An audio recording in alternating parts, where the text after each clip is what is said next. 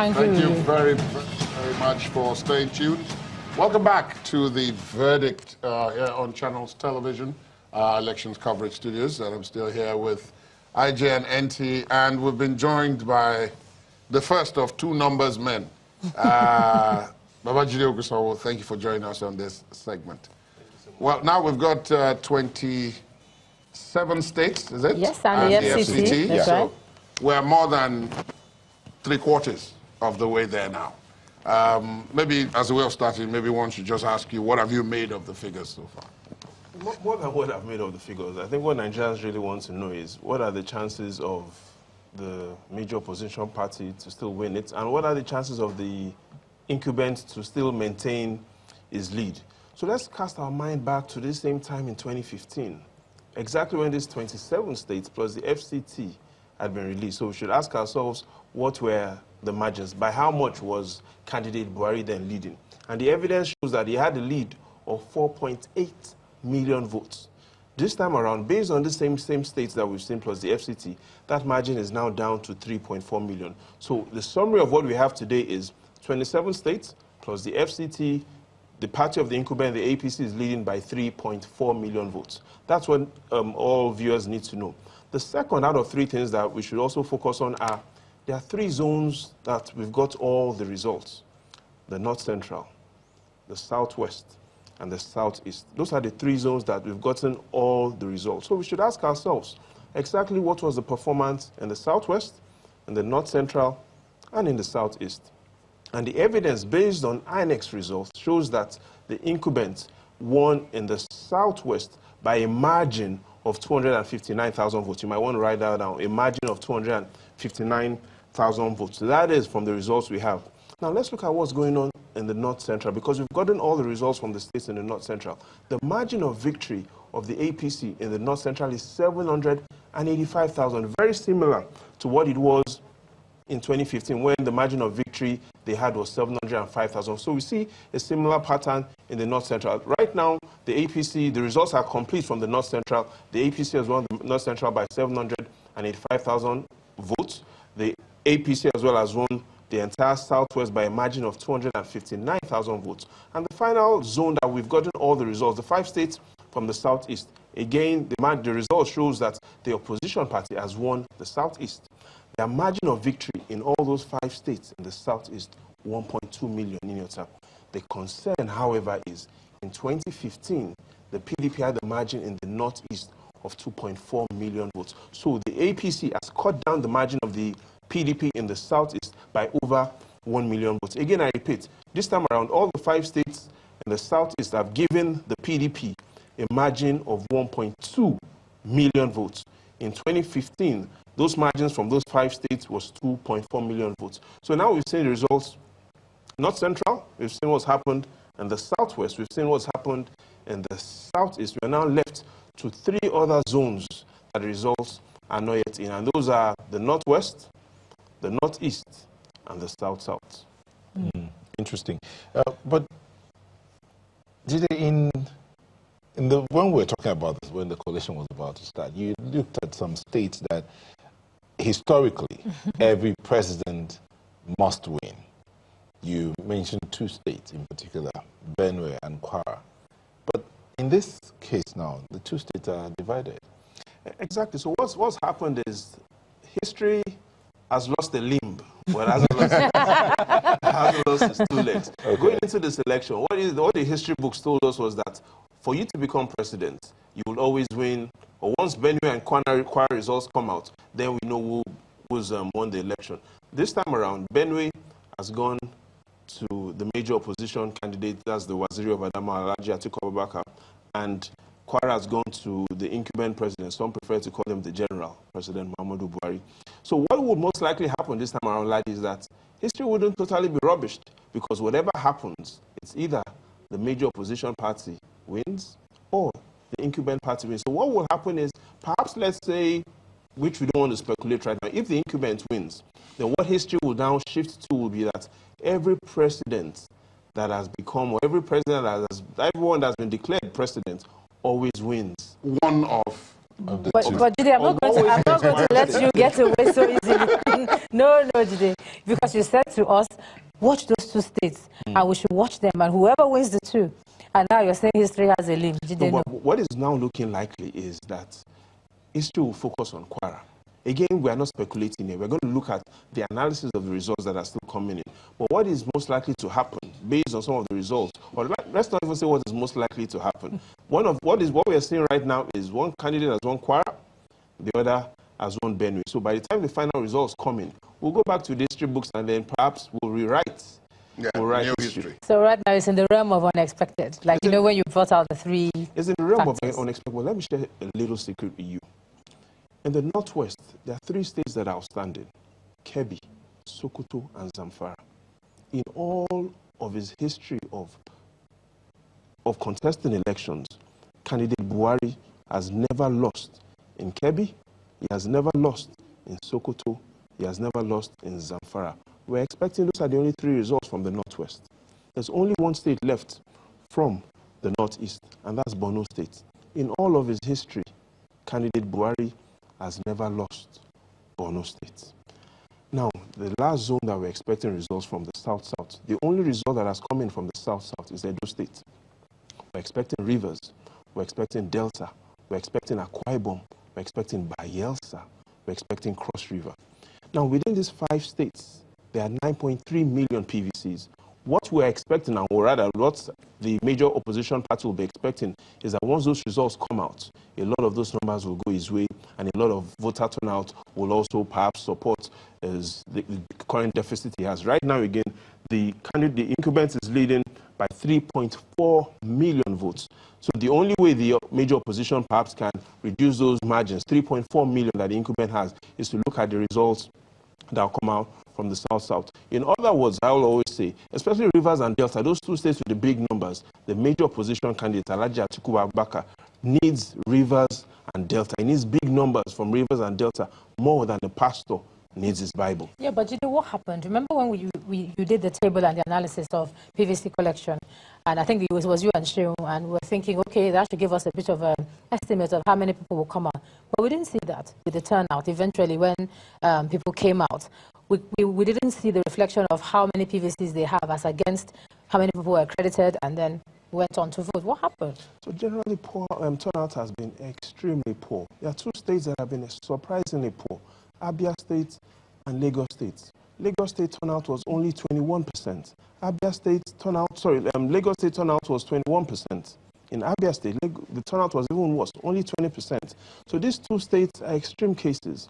So we need to really interrogate what exactly happened that turnout in Abia and in Lagos was severely poor. But there's one state that really comes out as a surprise: Jigawa State. Turnout in Jigawa and Delta was over 70%. We need to also ask ourselves, how come some states have severely low turnout, and some states, 7 out of 10 people that have collected their PVCs turned out to vote? So we're going to be investigating the numbers of Jigawa extremely carefully, especially a lot of the complaints, a lot of viewers and those that have been following this data have observed that the number of accredited voters significantly differs from the total of valid votes and invalid votes. The expectation is once you are accredited, only 2 things should happen to you. It's either your vote becomes valid or your vote becomes invalid. So clearly, the expectation is the invalid plus the valid votes should give us the total number of accredited voters. But what we are seeing right now is we see a severe difference, which for us, right now, we can only call it a gray area. We need the electoral management body to provide a bit more information about why we have that gray area. And even when you look at on the floor, there was one of the party agents was trying to complain about something, and then he was told he could send his complaint to INEC written in a letter form, since the commission is still open. It's just that they are the coalition center. But what about when the issue is to do with the numbers and to do with the result, and then the result is announced in spite of the issue? I don't know. So one of the things INEC should have done from the beginning of this election was when they released the number of PVCs, they should have released the number of PVCs per polling unit. So we went into an election where we didn't have that information. Now, what often happens is, because politicians also require the number of card collectors or those that have collected their cards per polling unit to be able to plan their strategies.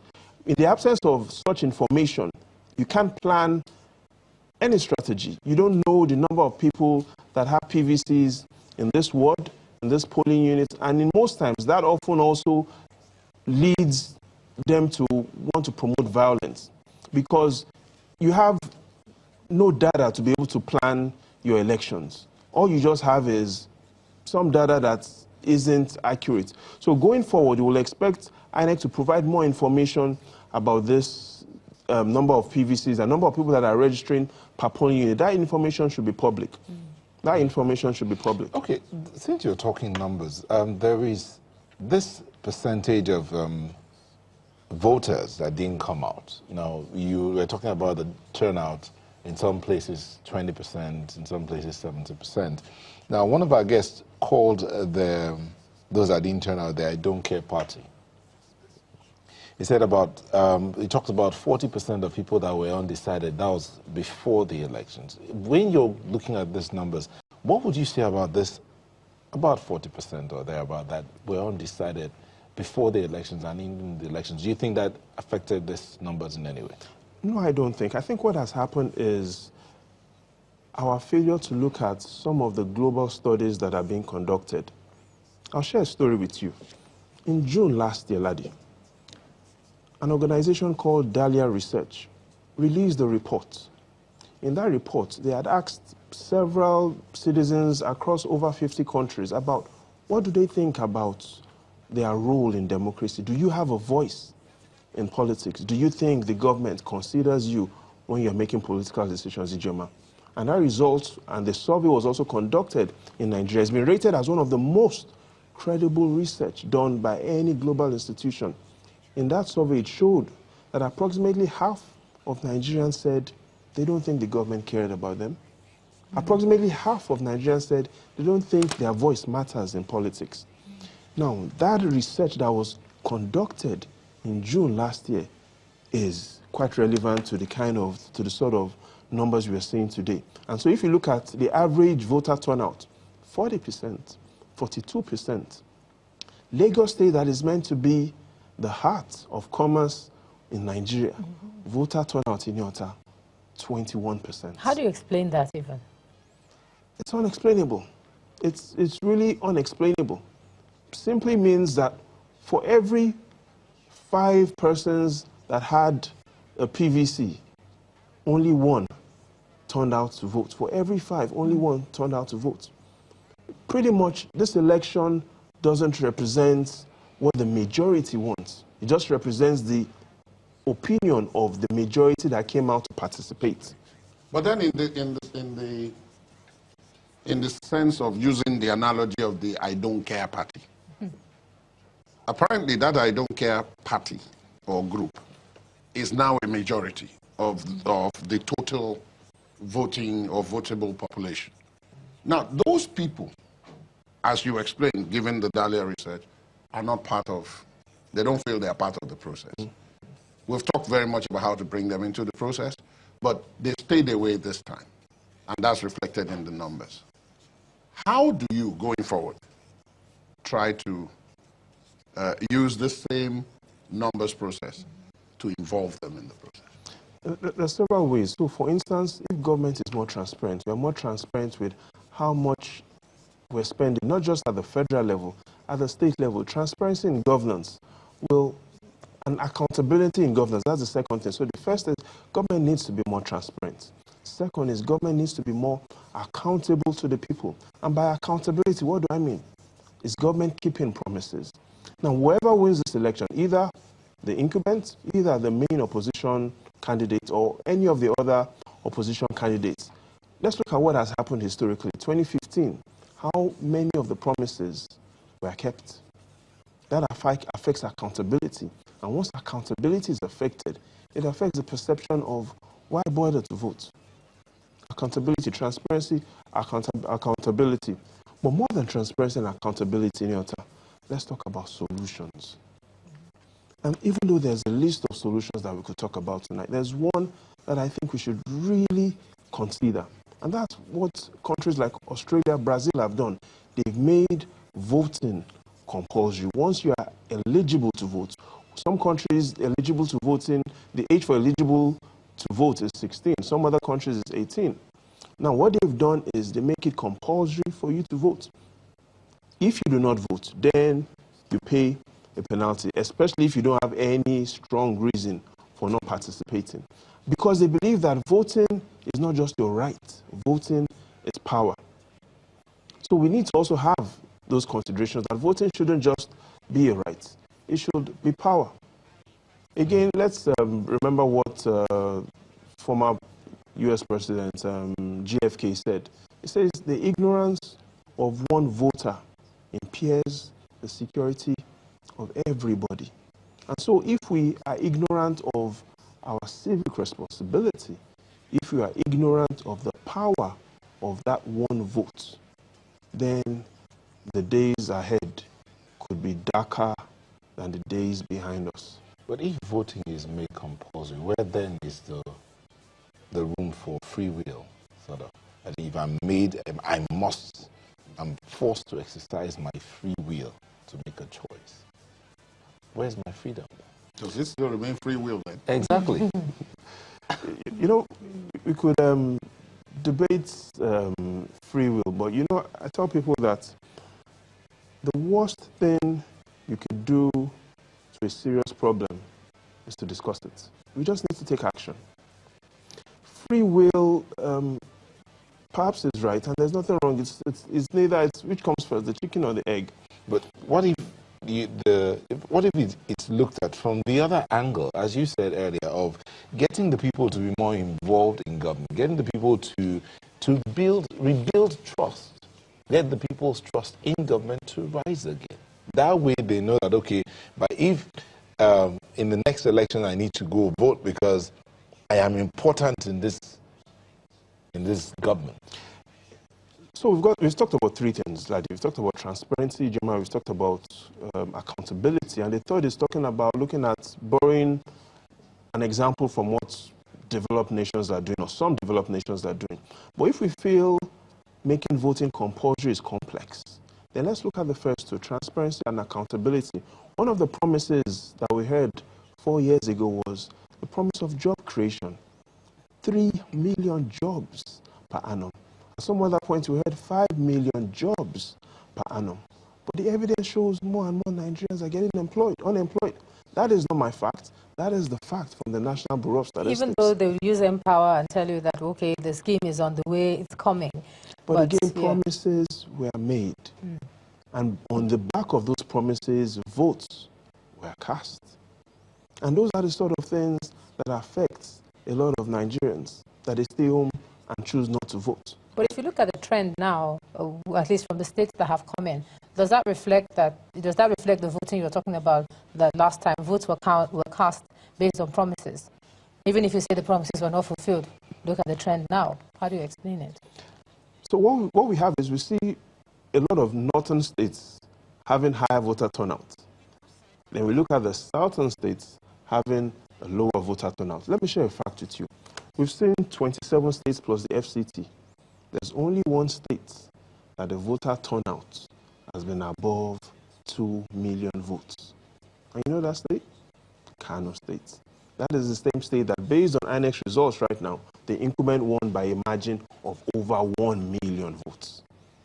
Now, clearly, we also see the impact of voter turnout right now. It's the same in Katsina as well. There's over 1 million votes as well in Katsina. Yeah, but in Kano, we had over 2 million. We had 1,464,000. Or you mean altogether. So that's total value. The 1.4 million is the vote cast for. I thought you meant for the incumbent party. No, the total votes. That's the total accredited voters. Okay. So only one state had over 2 million accredited voters. Out of 36? Out of 36. Only one state had 2 million accredited voters. So that clearly lets us know that if the other states could improve voter turnout, this sort of results we've seen today perhaps could change.